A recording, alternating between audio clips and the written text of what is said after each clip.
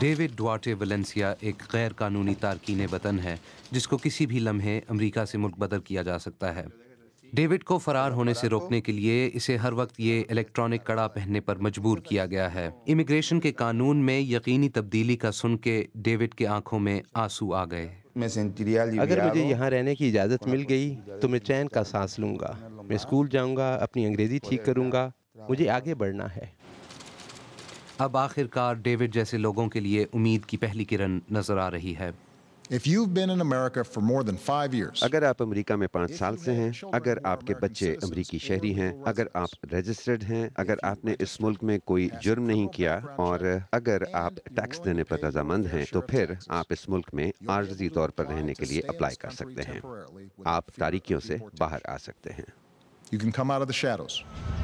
اس وقت امریکہ میں 1 کروڑ 10 لاکھ کے قریب غیر قانونی تارکین وطن مقیم ہیں۔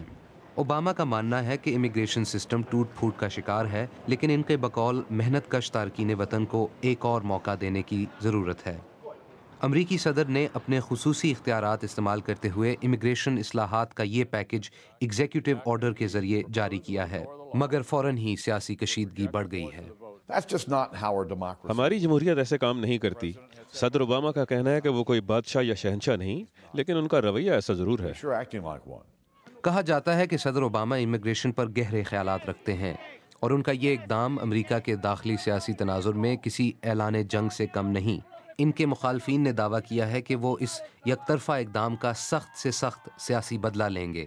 ایک بات طے ہے کہ اگلے صدارتی انتخابات میں امیگریشن ایک مرکزی اور فیصلہ کن موضوع ہوگا۔ زیاد ظفر، BBC نیوز۔